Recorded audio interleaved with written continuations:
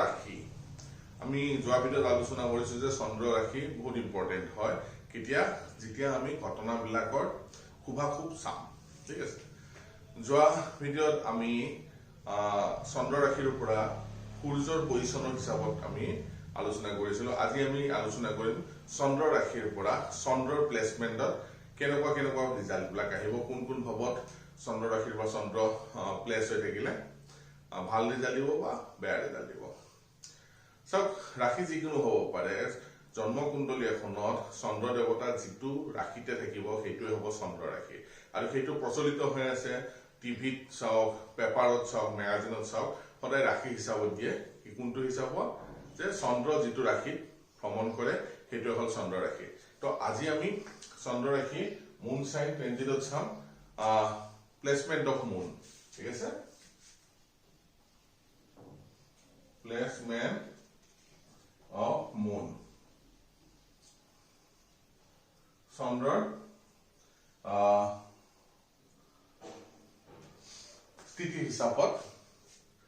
কেনেকুৱা ৰিজাল্ট দিব যিকোনো হ'ব পাৰে মেঘ বৃষ মিথুন কৰ্কট যিমান ৰাশি আছে সেই ৰাশিবিলাকৰ ওপৰত চন্দ্ৰ ক'ত ভাল ৰিজাল্ট দিব ক'ত বেয়া ৰিজাল্ট দিব এখন কুণ্ডলী এখন ৰাখি লৈছো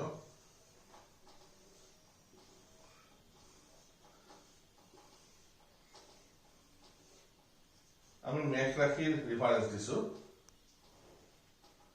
মেঘ ৰাশি ৰেফাৰেন্স দিছো ইয়াতে সব মেঘ ৰাশি যদি কোনো ব্যক্তিৰ মেঘ ৰাশি হয় বৃষও হ'ব পাৰে মিথুন হ'ব পাৰে সেইটো বেলেগ কথা তো মেঘ ৰাশিৰ পৰা চন্দ্ৰ দেৱতা যদি ফাৰ্স্ট হাউসত থাকে মানে ৰাশিতে যদি থাকে সেকেন্ড হাউসত থাকে থাৰ্ড হাউসত থাকে সিক্স হাউসত থাকে সেভেন্থ হাউসত থাকে 10th আৰু 11th হাউসত থাকে ইয়াতে চন্দ্ৰ দেৱতাই ট্ৰেনজিটৰ সময়ত জাতক বা জাতিকাক ভাল পৰিণাম দিয়ে কি ভাল পৰিণাম দিয়ে ইয়াতে বৌদ্ধিক বিকাশ ঘটে গেইন আহে ঠিক আছে টকা পইচা আহে ধন সম্পত্তি আহা দেখা পোৱা যায় ভাল মানুহৰ লগত তেওঁলোকৰ ফ্ৰেণ্ডশিপ আহে ভাল মানুহৰ লগত বন্ধুত্ব হয় আৰু খুব সুস্থ মগজু হয় সুস্থ মাথা হয় থিংকিং বিলাক ভাল হয় আৰু ভগৱানৰ প্ৰতি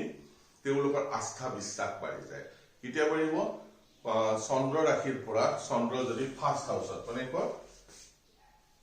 ফাৰ্স্ট হাউস সেকেন্ড হাউস থাৰ্ড হাউস সিক্সথ হাউস সেভেন্থ হাউস 10th হাউস আৰু 11th হাউসত যদি চন্দ্ৰ দেৱতাৰ ভ্ৰমণ চলি থাকে ট্ৰেনজিটৰ সময়ত ইয়াতে কি হ'ব সদায় ভাল ৰিজাল্ট দিব পজিটিভ ৰিজাল্ট দিব আৰু যদি জন্ম ৰাশিৰ পৰা চন্দ্ৰ দেৱতা যদি 4th হাউস 5th হাউস 8th হাউস 9th হাউস আৰু 12th হাউসত যদি ভ্ৰমণ কৰি থাকে তেনেহলে ইমান ভাল পৰিণাম দিয়া দেখা পোৱা নাযায় কি হয় তেওঁলোকৰ টকা পইচা হেৰুৱা সম্ভাৱনা থাকে ঘৰত চুৰ হোৱা দেখা পোৱা যায় চুৰ আদি হোৱা চান্স থাকে আৰু জুই লগা ভয় থাকে আৰু খুব এগ্ৰেছিভ কাজিয়া ভায়োলেন্ট কাজিয়া হোৱা সম্ভাৱনা থাকে ইমপ্ৰিজনমেন্ট জেল হোৱা সেপাৰেশন হোৱা আৰু ভয় দুখ আদি হোৱা সম্ভাৱনা দেখা পোৱা যায় যদি চন্দ্ৰ ৰাশিৰ পৰা চন্দ্ৰ দেৱতা 4th হাউস 5th হাউস 8th হাউস 9th হাউস আৰু 12th হাউসত থাকে ক'ত 4th হাউস 5th হাউস 8th হাউস 9th হাউস আৰু 12th হাউসত যদি চন্দ্ৰ দেৱতা ভ্ৰমণ কৰি থাকে তেনেহলে বৰ শুভ ফল দিয়া দেখা পোৱা নাযায় তো ক'ত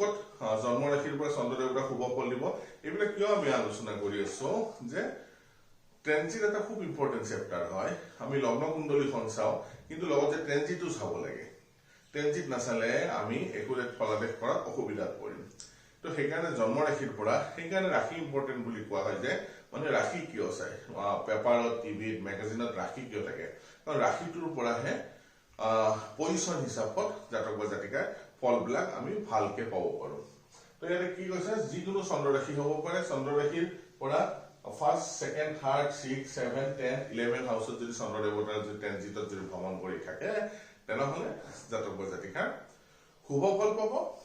আৰু যদি 4th 5th 8th 9th 12th হাউসত যদি ভ্ৰমণ কৰে জাতক বা জাতিকা অশুভ ফল পাব আৰু এই অশুভ ফলবিলাক আমি বোৰ্ডত আঁকি লৈছো লিখি লৈছো